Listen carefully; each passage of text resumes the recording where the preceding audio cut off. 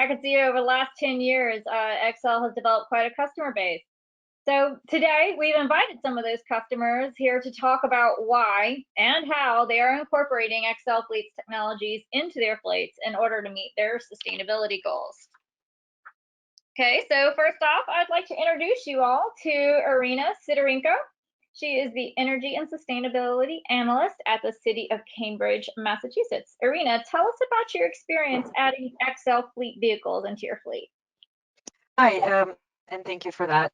So before I provide feedback for Excel hybrid technology, I just wanted to briefly talk about what's happening in Cambridge in regards to vehicle sustainability efforts for our municipal operations.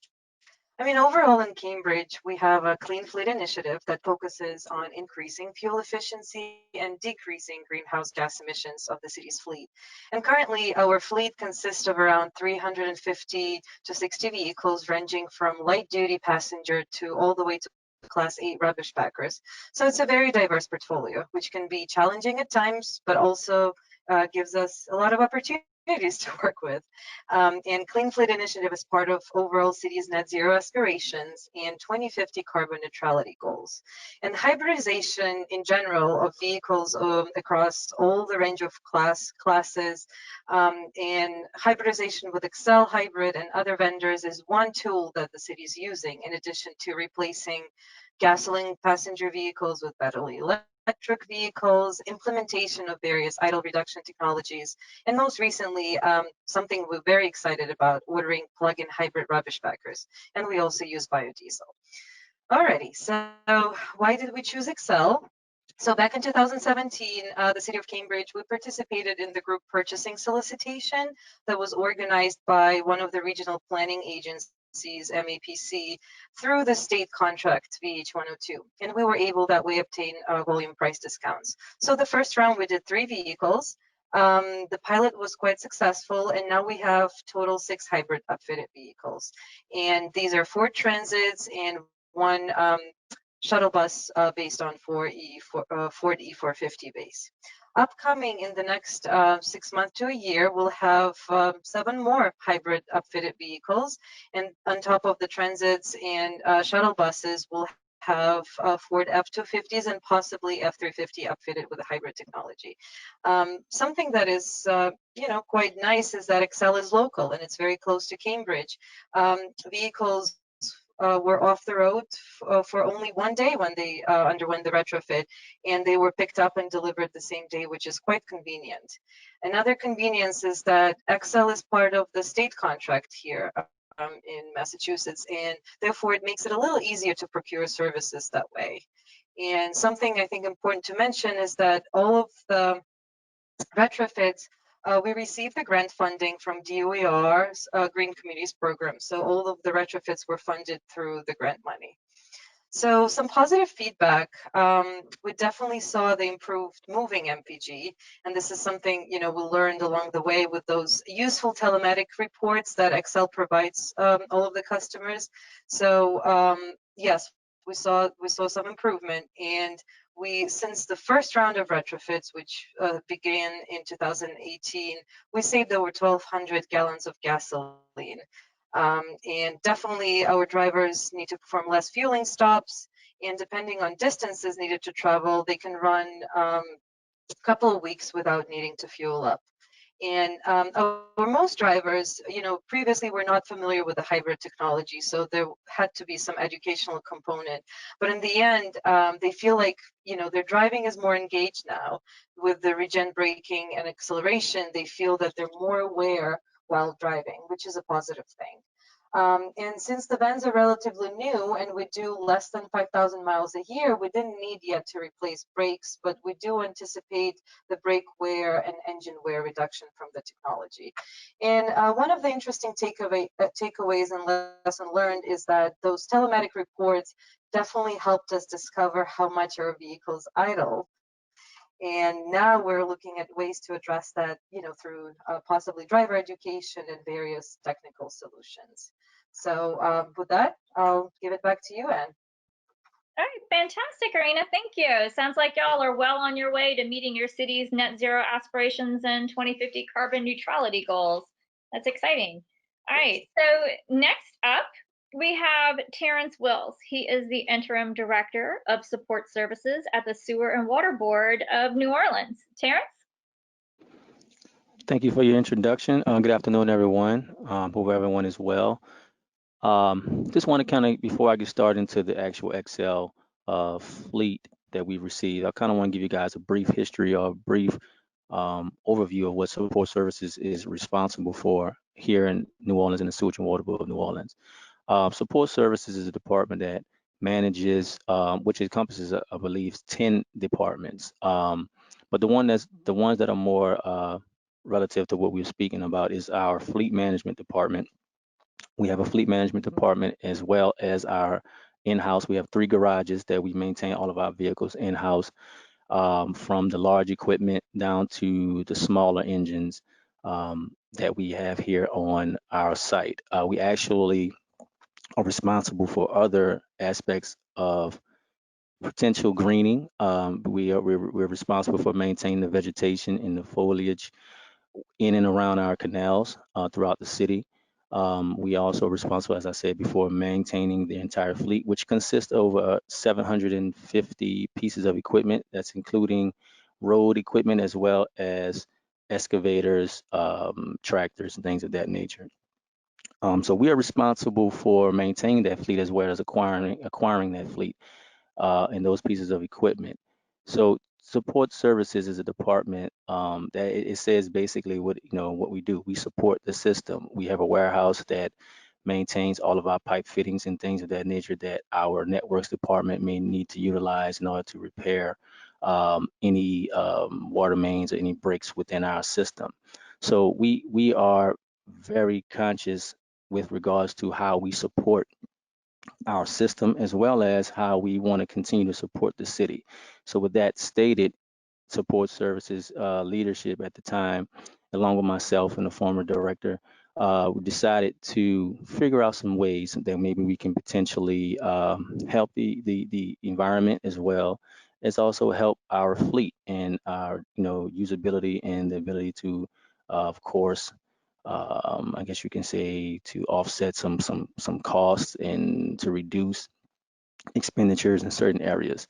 So while we were in that process of just figuring out different projects and things that we could come up with to help better green our system as well as our fleet, we decided, okay, well, we know the 2 biggest things that we can do within our department would be to, of course, to begin greening our fleet as well as look at other ways for our canal systems to be better utilized in terms of vegetation and grass growth and things of that nature. What green ways can we use to help reduce, the high vegetation and things of that nature? So we've been brainstorming and we're still working on that regard in terms of our vegetation. But as far as the fleet goes, we would say, okay, well, we reached out to a couple of individuals that may have the knowledge and expertise on this.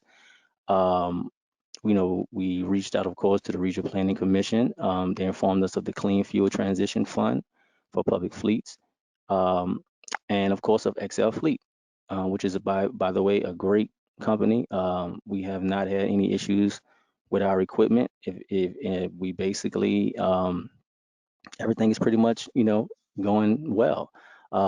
So these 2 entities, of course, help provide the pathway for us to begin our endeavor with greening our fleet, and we're truly grateful for that.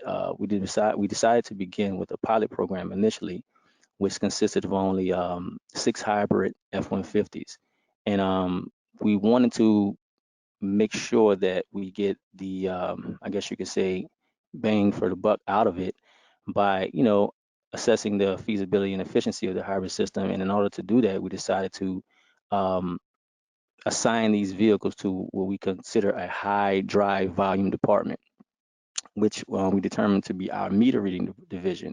Meter readers typically throughout a particular day may have anywhere between 200 to 300 meters that need to be read, and that's in a day. So with the volume of stop and go, we felt as though that this would definitely test the system as far as fuel efficiency, as far as any wear and tear, breaking, things of that nature. Um, so since the implementation, we've seen these vehicles, in meter reading, and the drivers of these vehicles, there's been a reduction in fueling and fueling stops by these drivers, which essentially equates to increased fuel productivity. We actually have our own fuel island here at our actual Central Yard site.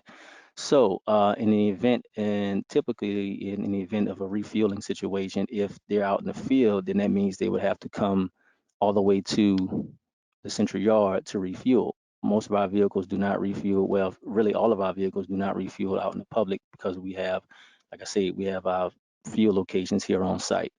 So that in itself is, a great thing to reduce that time of refueling, of coming back to the yard to get fueled and then resume their route. Productivity is increased because of the lesser fueling stops, and also because of the increased miles per gallon, they can actually cover more distance, which has greatly helped them to increase their productivity throughout the day and increase their workload because of the efficiency and the amount of time um, that's now dedicated to actually working versus a typical driving, getting gas, and things of that nature. These guys have been able to increase their routes and increase their workload, which helps the accuracy and improve the accuracy of our billing system. So, um, the drivers had a conversation with a couple of the drivers of the vehicles, and they are impressed. A lot of them believed at first that, and that's basically due to, not being fully educated of the system. A lot of individuals believe that, because it's a hybrid or it's an electric, it won't have the same power or the same, as you can say, get up and go um, from stop to start. But actually, they were quite pleasantly surprised that these particular vehicles had as much, if not some, had better power initially from stop to go than some of our traditional vehicles. So they were quite impressed by that, the smooth drivability, the fuel efficiency. So for right now, overall, it appears that the pilot program is a success.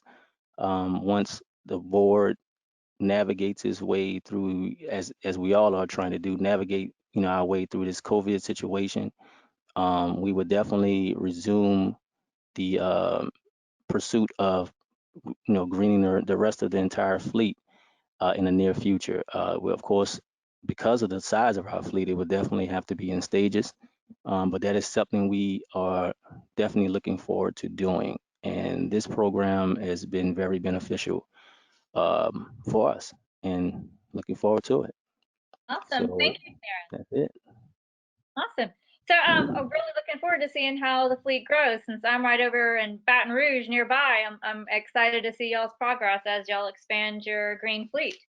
So our next speaker has been using XL hybrid vehicles since 2015. And I'd like to introduce Ron Gittleman from Yale University. Ron, how are XL hybrids helping with your sustainability initiatives? Thank you, Anne. It's great to be here.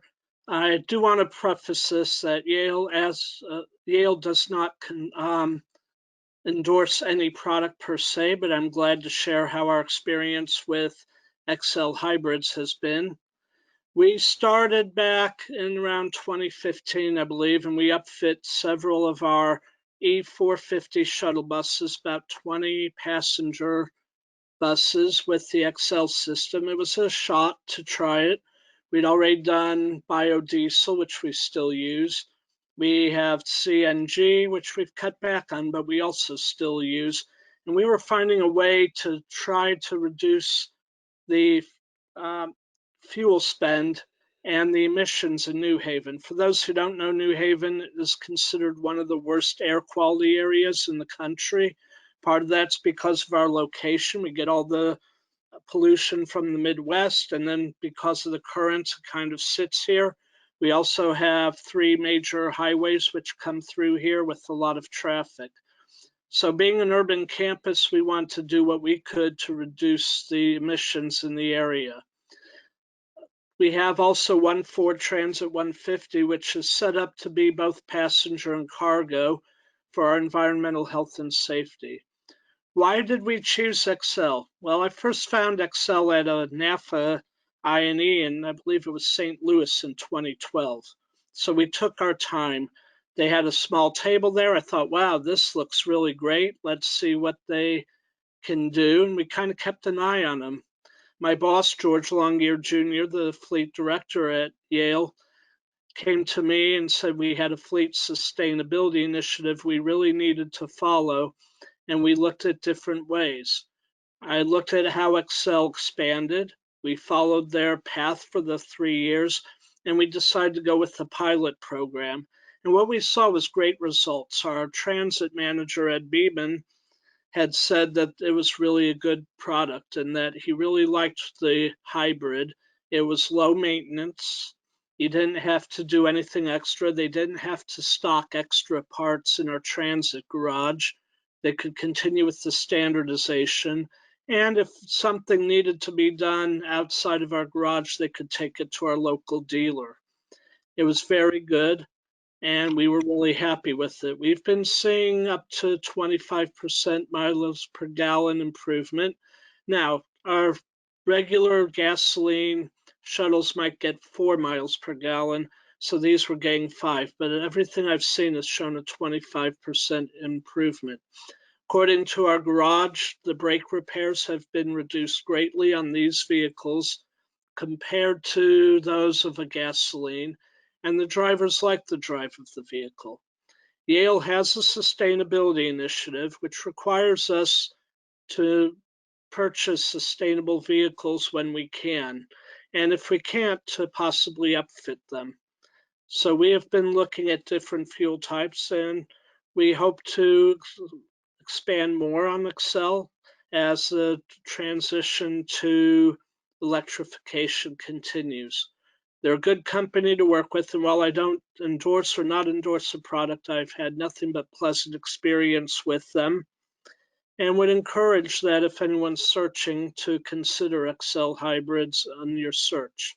Cost benefit is a big issue, and so you want to make sure that your cost and benefit work, but don't just look at the actual fuel costs and gallons saved. Look at your emissions, because there is a cost of emissions. And I believe last I heard the EPA stated that as about $42 per metric ton. So everything needs to be looked at when you're going down this path. As always, Yale is available to help you and provide you any information you may need. Thank you. Thank you, Ron. Looks like the branding on your buses is a great way to show your students and your faculty at the university is committed to sustainable practices. And thank you so much for coming on today.